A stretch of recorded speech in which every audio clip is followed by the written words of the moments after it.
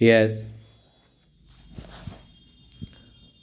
मान्यवर, जिस विषय पर चर्चा हो रही है उस विषय का हमारे देश के जनजीवन से, हमारे देश के लोकतंत्र से और हमारे देश की कानून और व्यवस्था से सीधा संबंध है।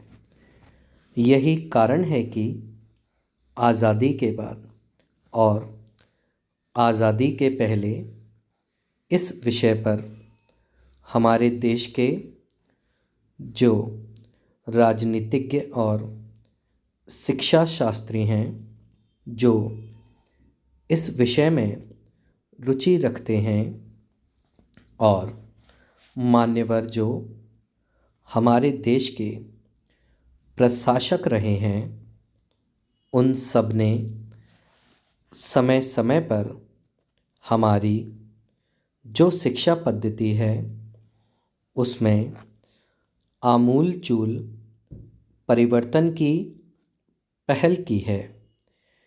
इस विषय के बारे में काफ़ी गंभीर चिंतन हुआ है।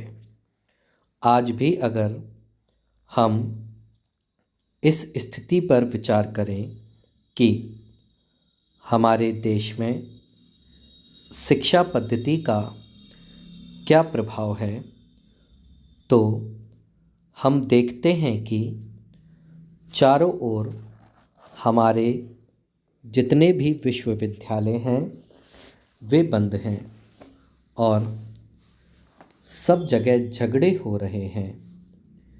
यहाँ तक कि विश्वविद्यालयों में हिंसा और नाना प्रकार के झगड़े फैल रहे हैं और ऐसा लगता है कि ये शिक्षा के मंदिर नहीं हैं, बल्कि हिंसा और उपद्रव के स्थान बन गए हैं।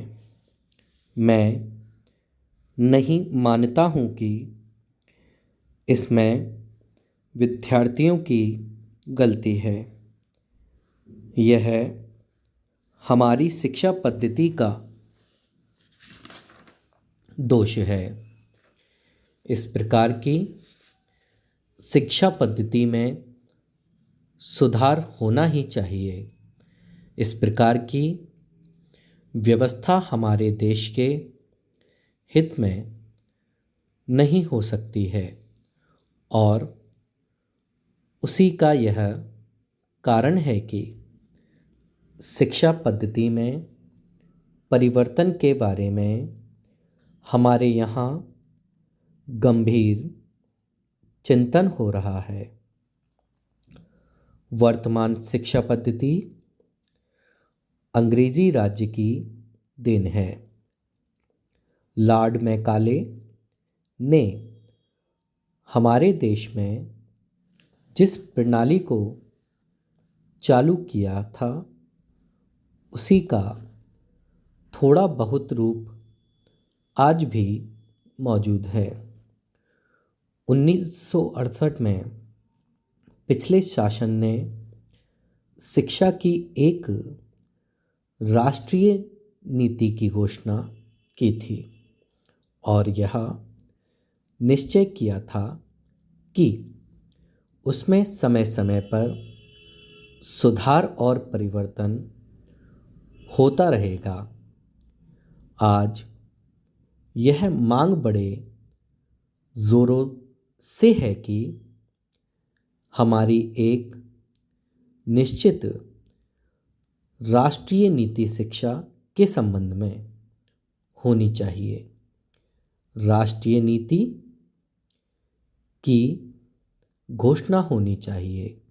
मैं यह कहना चाहूँगा कि राष्ट्रीय घोषणा नीति होने के पहले उसका सीधा संबंध जिन लोगों से है जिनका जिक्र मैंने ऊपर भी किया है, संसद और जो शिक्षा से संबंधित क्षेत्र के लोग हैं उनके विचारों को सुनने के पश्चात ही इस पद्धति को लागू करना चाहिए, क्योंकि शिक्षा पद्धति एक नाजुक विषय है और इसमें सुधार करने की काफ़ी गुंजाइश है। सुधार के परिणाम अच्छे निकलने चाहिए, इसलिए बहुत सोच समझकर नीति निर्धारित की जानी चाहिए। स्टॉप।